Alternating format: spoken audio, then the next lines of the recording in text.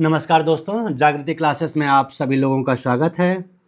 आज हम current affairs 14 जुलाई 2026 का देखेंगे। तो चलिए स्टार्ट करते हैं 14 जुलाई 2026 का करंट अफेयर्स। पश्चिम बंगाल निम्नलिखित कथनों पर विचार कीजिए। इसमें कुछ कथन दिए गए हैं और कुछ स्टेटमेंट्स हैं। उन्हीं स्टेटमेंट्स के आधार पर हमें इसका आंसर बताना है। तो निम्नलिखित कथनों पर विचार कीजिए। पश्चिम बंगाल सरकार ने 16 अगस्त को खेला होबे दिवस के स्थान पर आयुष्मान दिवस मनाने की घोषणा की है। यह सही है। इसका उद्देश्य आयुष्मान भारत प्रधानमंत्री जन आरोग्य योजना के प्रति जागरूकता बढ़ाना है। तो इसमें दोनों कथन सही है।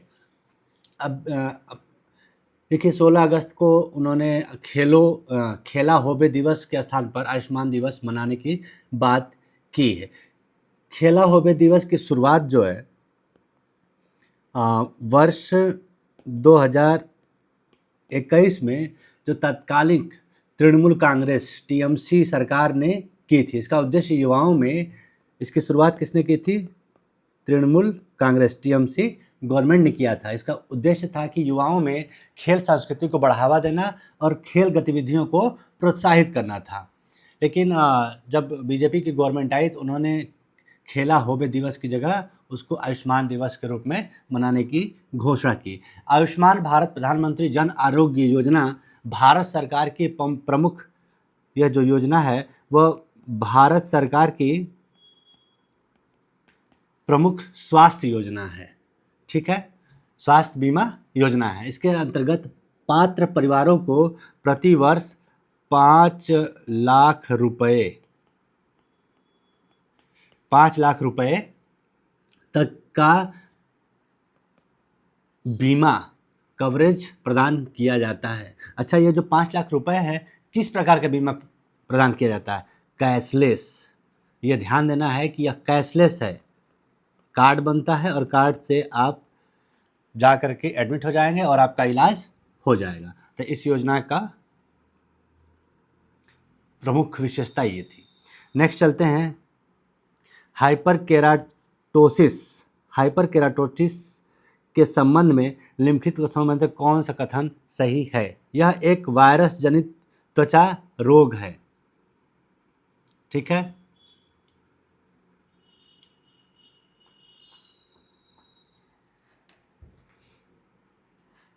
यह त्वचा में केराटिन के अत्यधिक उत्पादन के कारण होता है। यह केवल मनुष्यों में पाया जाता है। यह विटामिन सी की कमी से होता है। यह त्वचा में केराटिन के अत्यधिक उत्पादन के कारण होता है। अभी हाल ही में यह देखा गया कि जयपुर में एक मंदिर है, उसका नाम है गलताजी मंदिर है। यहाँ पर बहुत सारे बंदर पाए जाते हैं। इन बंदरों को लोग मिठाई खिलाते हैं। तो जो मिठाई खिलाने के कारण देखा गया कि उन बंदरों में हाइपरकेराटोसिस नामक त्वचा रोग के मामले बढ़ने लगे हैं। हाइपर केराटोसिस एक ऐसी स्थिति है जिसमें त्वचा की बाहरी परत असामान्य रूप से मोटी हो जाती है। क्या हो जाती है? मोटी हो जाती है। यह केराटिन नामक प्रोटीन के अत्यधिक उत्पादन के कारण होता है। केराटिन क्या है? एक प्रोटीन है और इसी के अत्यधिक उत्पादन के कारण यह रोग हो रहा है। केराटिन त्वचा को पानी, रसायनों तथा अन्य बाहरी जैविक कारकों से सुरक्षा प्रदान करता है। केराटिस के 2 प्रकार हैं। यह मुख्यतः आनुवंशिक कारणों से, एक है गैर दबाव संबंधी, जो आनुवंशिक कारणों से होता है, जिसमें त्वचा असमान रूप से मोटी हो जाती है। एक है दबाव रहित, यानी प्रेशर संबंधी हाइपरकेराटोसिस। यह जो है लगातार दबाव, घर्षण या सूजन या जलन के कारण विकसित होता है। इस रोग में त्वचा मोटा होना, खुरदरा होना, त्वचा का शुष्क और पपड़ीदार हो जाना, त्वचा के रंग में परिवर्तन, खुजली, जलन, दर्द जैसे लक्षण दिखाई देते हैं। नेक्स्ट चलते हैं। अभी हाल ही में एक पेड़ माँ के नाम 12 जुलाई को शुरू किया गया एक महाअभियान था। उसी अभियान में अहमदाबाद ने अहमदाबाद नगर निगम अहमदाबाद नगर निगम ने 22 जुलाई को 1 घंटे में 3,61,000 पौधे लगाकर गिनीज वर्ल्ड रिकॉर्ड में अपना नाम दर्ज किया। और 1 घंटे में सबसे बड़े, इसको एक तरह से देखा जाए तो कि 1 घंटे में सबसे बड़े मियावाकी वृक्षारोपण अभियान था यह। 1 घंटे में सबसे अधिक मियावाकी वृक्षारोपण अभियान था। मियावाकी पद्धति क्या है, मेन यही है। तो मियावाकी पद्धति जो है, एक जापानी वनस्पति शास्त्री थे, उनका नाम था अकीरा मियावाकी। जो मियावाकी थे 1970 के दशक में उन्होंने इस पद्धति को डेवलप किया जिससे वनारोपण किया जा सके। इसका मुख्य उद्देश्य जो है, सीमित स्थान पर, छोटे से स्थान पर, सीमित स्थान पर देसी वनों को उगाना, विशेष रूप से शहरी क्षेत्रों में। ये जापान के प्राचीन चिंजुनो मोरी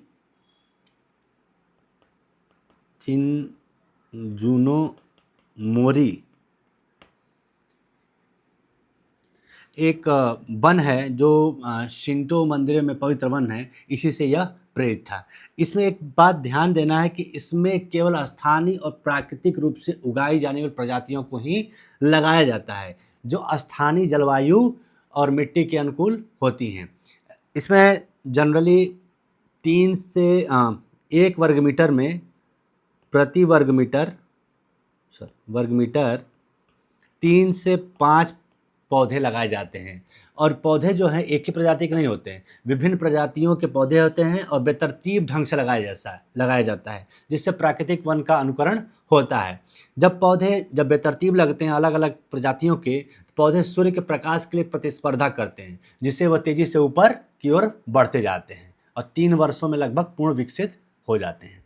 तो मियावाकी पद्धति यही है, यानी सीमित स्थान पर सघन देसी वन विकसित करना। नेक्स्ट चलते हैं, राष्ट्रीय यांत्रिकीकृत स्वच्छता पारिस्थितिकी तंत्र नमस्ते योजना किस मंत्रालय के द्वारा संचालित की जाती है? तो हाल ही में 14 जुलाई 2026 को देश भर में तीसरा नमस्ते दिवस मनाया जाएगा। और यह जो है, इसका जो मुख्य समारोह है वह कोलकाता के रविंद्र सदन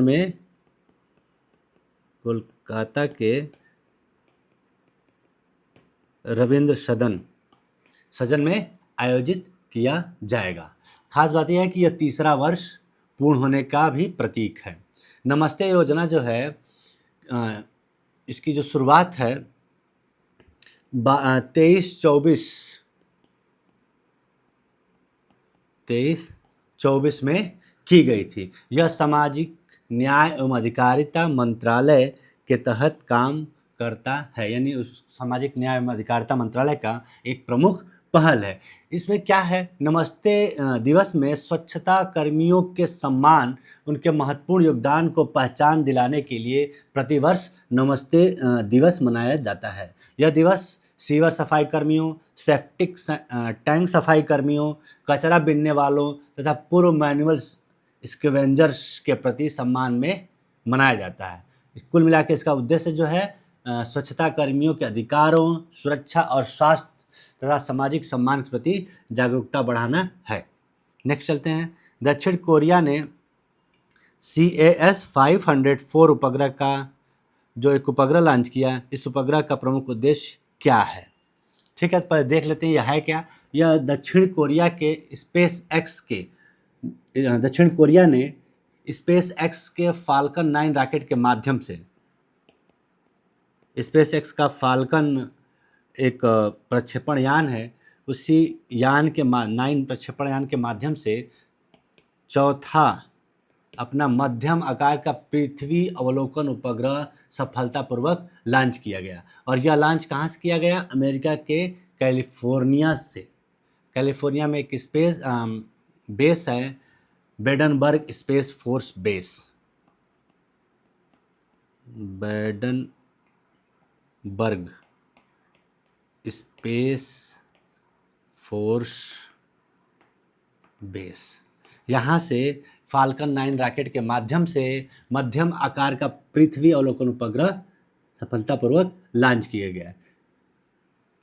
तो यह उपग्रह जो है, जो 500 CAS 500 उपग्रह चौथा है। 500 उपग्रह किलोग्राम वजनी है, और जिसे कासा ने डेवलप किया था। कासा मतलब दक्षिण कोरिया अंतरिक्ष प्रशासन। दक्षिण कोरिया अंतरिक्ष प्रशासन ने इसको विकसित किया था। यह कॉम्पैक्ट एडवांस सैटेलाइट नामक परियोजना का चौथा उपग्रह है। इसे कुल 888 मीटर, इसे 888 किलोमीटर ऊंचाई पर स्थित निम्न पृथ्वी कक्षा में स्थापित किया जाएगा। ठीक है। यह जो है मेन इसका उद्देश्य क्या है? उसका उद्देश्य है कृषि और वानिकी का अवलोकन।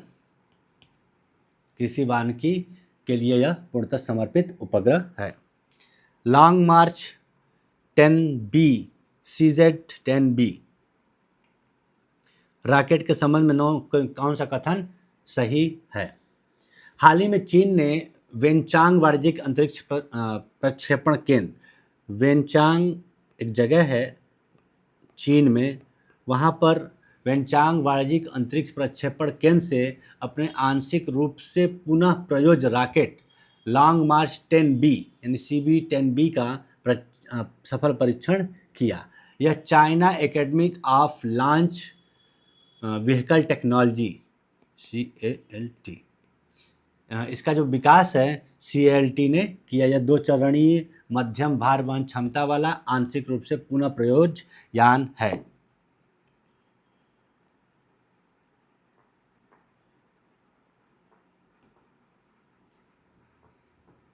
ठीक है।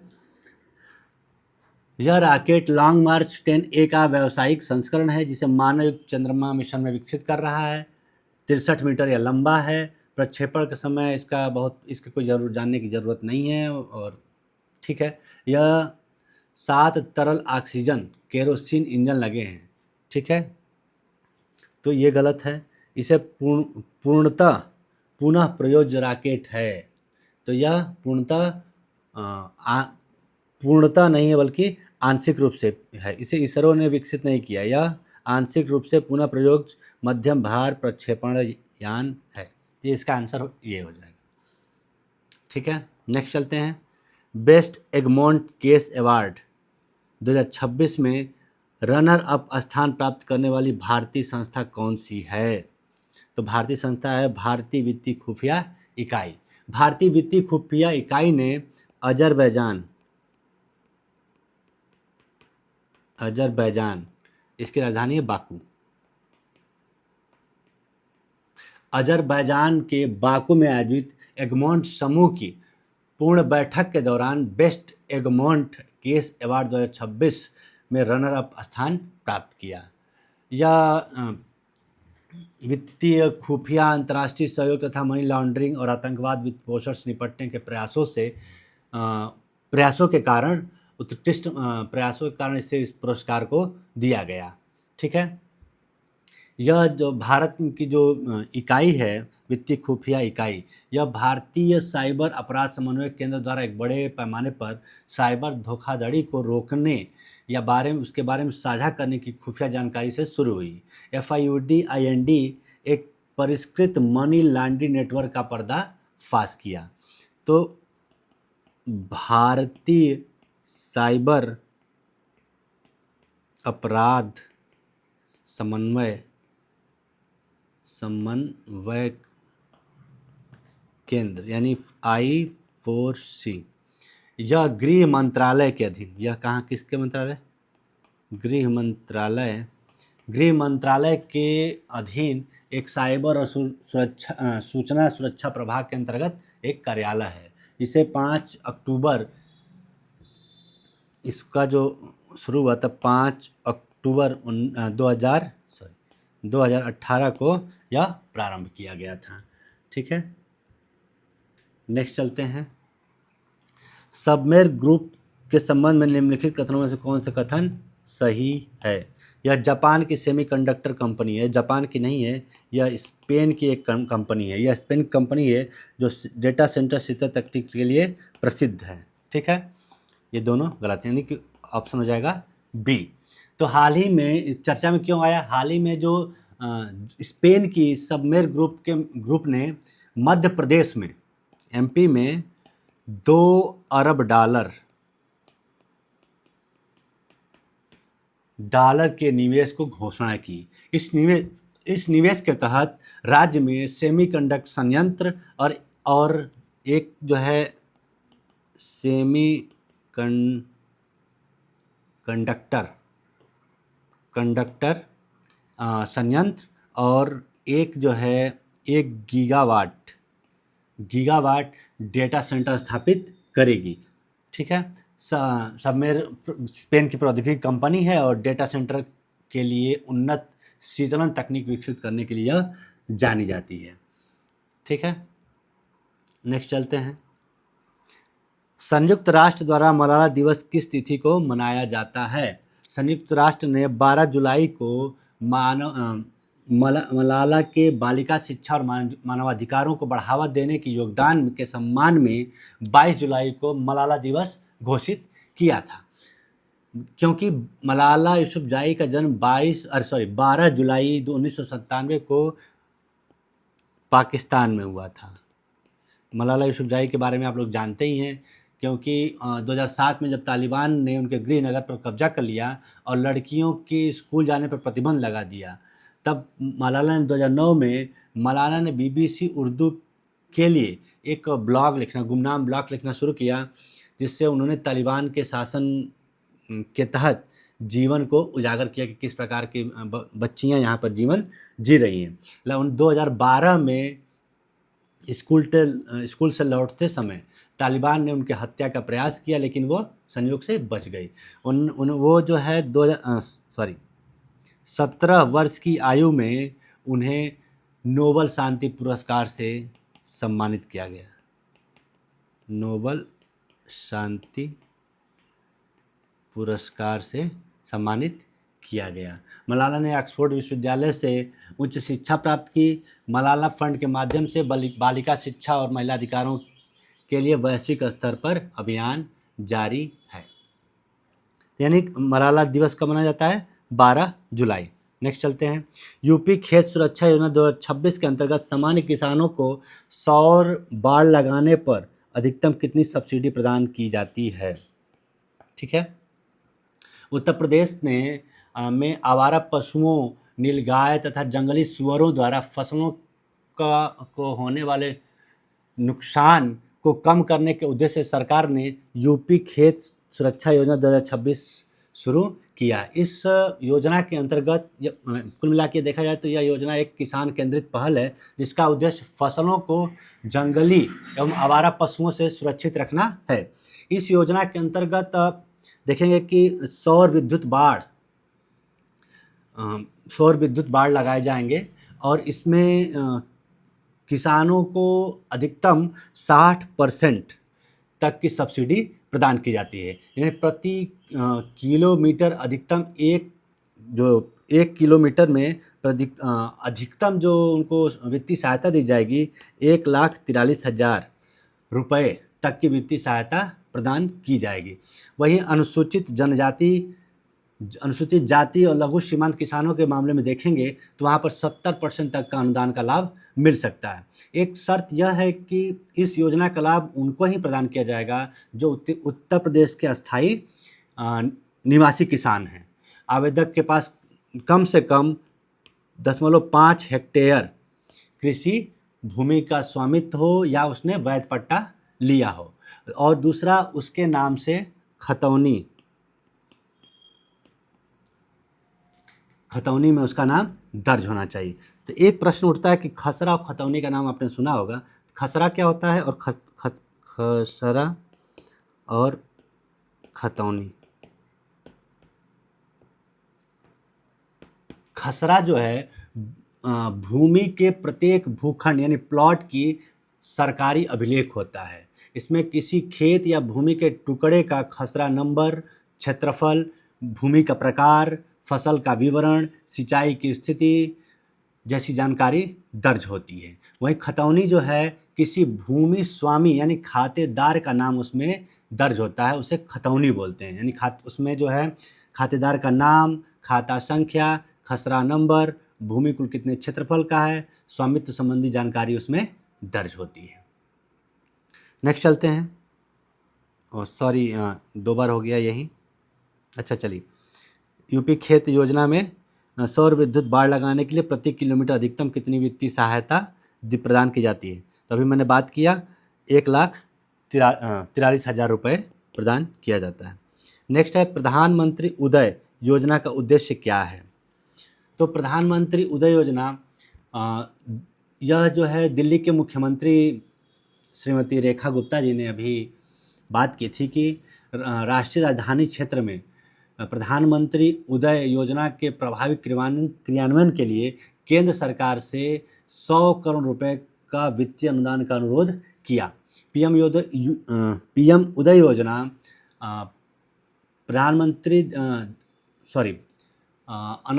दिल्ली में जो अनधिकृत कॉलोनी आवास अधिकार योजना की जो शुरुआत है, दिल्ली में पात्र अनधिकृत कॉलोनियों के निवासियों को संपत्ति अधिकार प्रदान करना, यह जो योजना है यह शुरू हुई थी 29 अक्टूबर 2019 को दिल्ली राष्ट्रीय राजधानी क्षेत्र में शुरू हुई थी। इस योजना का उद्देश्य दिल्ली के पात्र अनधिकृत कॉलोनियों में रहने वाले लोगों को संपत्ति का स्वामित्व हस्तांतरण प्रदान करना है।